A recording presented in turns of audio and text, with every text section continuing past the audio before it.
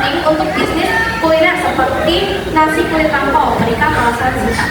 Jawabannya yang pertama itu ada produk. Karena bisnis kuliner sangat bergantung pada rasa, kualitas, porsi, dan konsistensi makanan. Jika produknya enak, khas, dan berbeda dari kompetitor, pelanggan akan kembali dan merekomendasikan ke orang lain. Ini adalah dasar dari kesuksesan usaha kuliner. Yang kedua ada makanan harus dijangkau pelanggan, pelajar, dan warga sekitar. Biasanya memilih tempat makanan yang tepat dan tidak ribet. Lokasi yang strategis membuat mereka lebih mungkin mampir setiap hari. Lokasi yang menentukan jumlah pengunjung, warung dengan makanan enak pun bisa sepi jika tempatnya sering ditemukan. Yang ketiga ada promosi atau promosi, karena bisnis harus promosi yang tepat seperti diskon, grand opening, promosi di media sosial, kolaborasi dengan pelajar di sekolah, dan pendekatan toko akan menarik perhatian dan membuat banyak orang mencoba pertama kali. Nah, berikut adalah analisis kompetitor dari kelompok kami. Nama kompetitornya itu Dapur Mutia. Yang pertama, produk menu andalannya itu seblak prasmanan. Variasi yang ada di warung tersebut ada seblak prasmanan, mie jentel, dan chicken oil, dan lain-lain.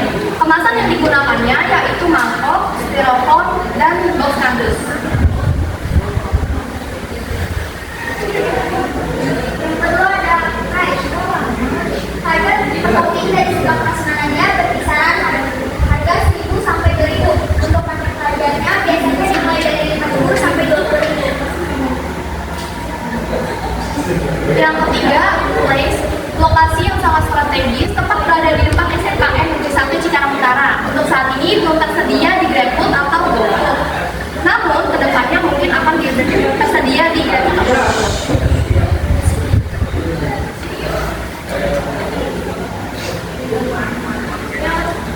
Yang keempat ada promosi. Untuk promosi melalui status WhatsApp, telepon, dan bisa datang langsung ke tempat. Yang kelima, people. Pelayanannya sangat ramah dan cepat sehingga membuat pelanggan senang dan puas. Cocok untuk pelajar atau guru yang sedang beristirahat karena pelayanannya yang cepat.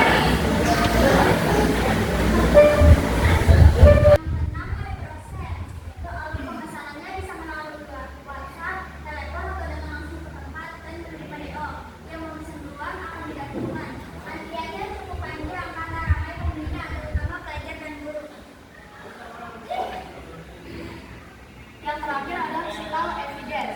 Suasana tempatnya nyaman dan bersih.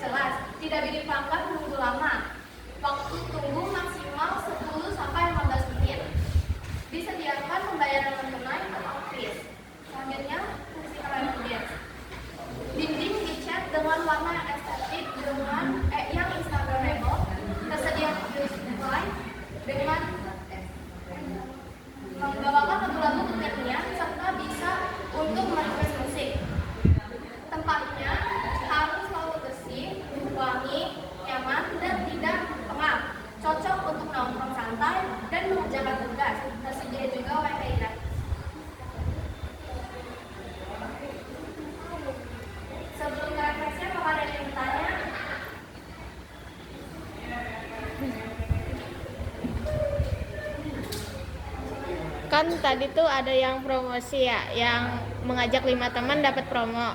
Itu tuh mengajak 5 teman sama dianya jadi 6 atau sama dianya jadi 5? Sama dia jadi 6. Sama dia jadi 6. Jadi kita ngajak temen tuh 5. Ya. Oh, ya. Sekarang waktunya refleksi. Yang pertama, apa tantangan terbesar yang kalian hadapi saat merancang strategi 7P untuk nasi kulit nampol? Bagaimana kalian mengatasinya? Jadi tantangan terbesar yang kami hadapi itu menyatukan ide dan sudut pandang setiap anggota kelompok. Karena masing-masing punya gambaran berbeda tentang konsep nasi kulit nampol. Kami juga sempat kesulitan menentukan strategi yang bukan hanya kreatif, tetapi juga realistis untuk diterapkan oleh usaha kecil seperti milik Pak Budi.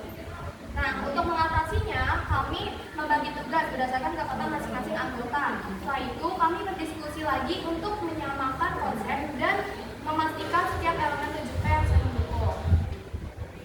Yang kedua, bagian mana dari hasil kerja kelompokmu yang paling membanggakan?